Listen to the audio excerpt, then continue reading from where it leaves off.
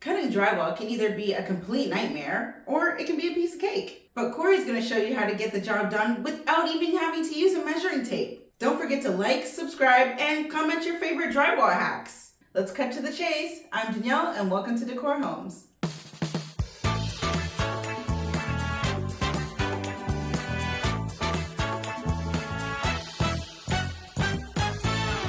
Believe it or not, installing drywall can be quite a breeze. Measuring everything out and cutting everything out sometimes isn't quite the best way to go. For instance, in this case, we had an extra piece of drywall.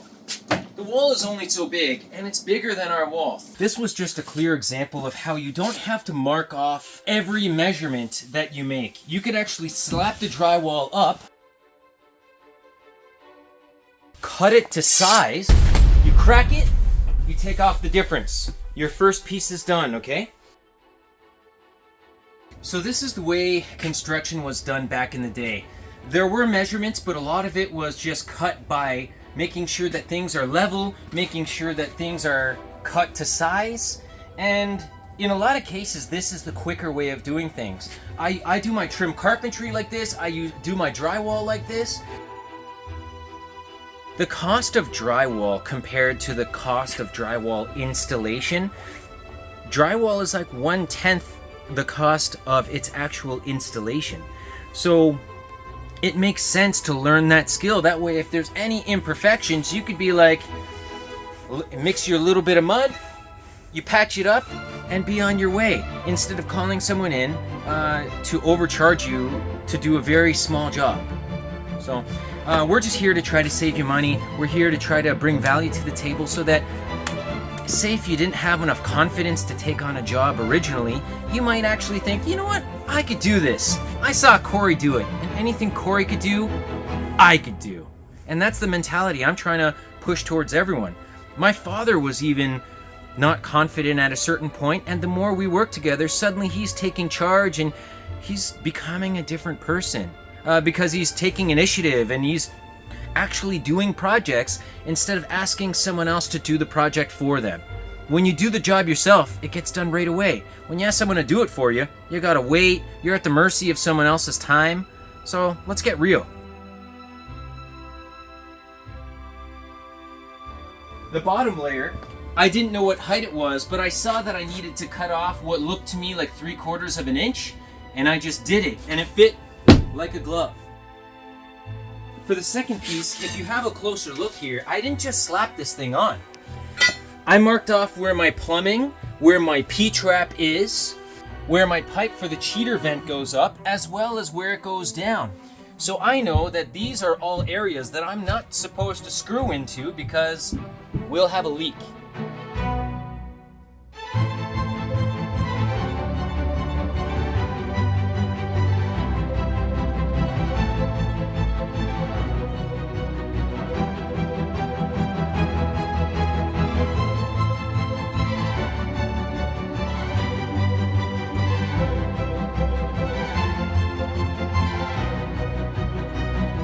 Once we go to put in the bottom piece, that's when you use your pry bar to just gently lift it up to height.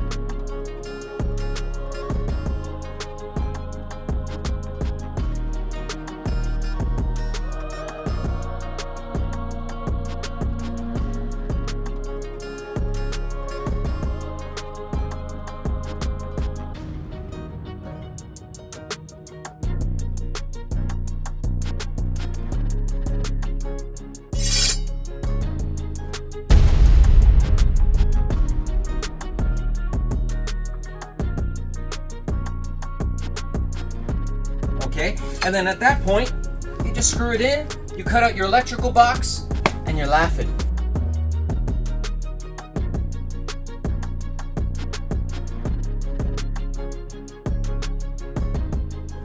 Once I put up my drywall, I had access from the back. My electrical box, all I did was I poked a hole at the top right corner. That way I knew where it was. And then from the other side, I just went and used my cutout tool.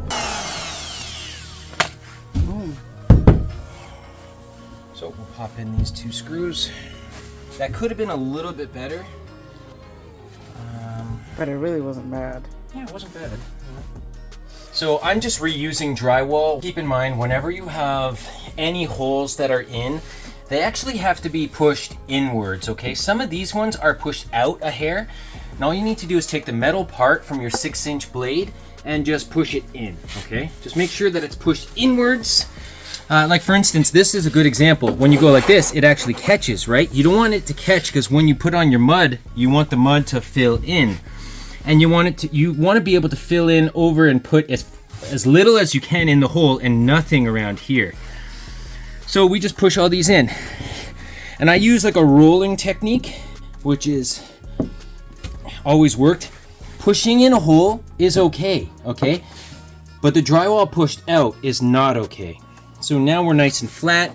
This is a little bit over here. See how there's a little bump there? So we just roll that in. Roll it in.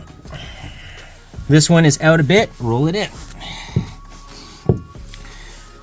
This piece of drywall is probably, depending on when you bought it, from like $8 to $14, depending on what COVID prices were. So being able to reuse this product is beneficial. And then when I'm filling in my holes, I'm still filling in the same holes, except there's just a few extras. Really no big deal. But now we were able to use all of our product, saving our client money. Like this stuff was just kicking around. One critical thing that you have to make sure you do is elevate your drywall from the floor. I just put a piece of drywall and I just slipped it under, and then once I put in my first 2 screws, I pulled it out, then I finished screwing in my board. Cement holds moisture. So what can happen is if the cement absorbs moisture, the moisture from the cement could actually go in the drywall or in your bottom plates. Over here, there's no vapor barrier like we had on this side. We framed this, there's a vapor barrier, okay? Over here, the framing is touching the floor directly. What do you see down here? To me, that looks like water absorption in the wood. If this would have had a proper vapor barrier under the bottom, then perhaps this water absorption wouldn't have happened. So same thing with the drywall. It can soak up moisture as well, which will leave watermarks and brown spots, which will last a long time, and then you'll have to use a special primer just to be able to take care of it. So for instance, if we have a doorway, I'm not going to slap on individual pieces here, then these. I'm gonna take one piece, I'm gonna stick it right up, I'm gonna cut the door out with my RotoZip 2 size. I can cut the edge off over here for all of the extras. I literally don't have to do a single measurement to drywall this wall.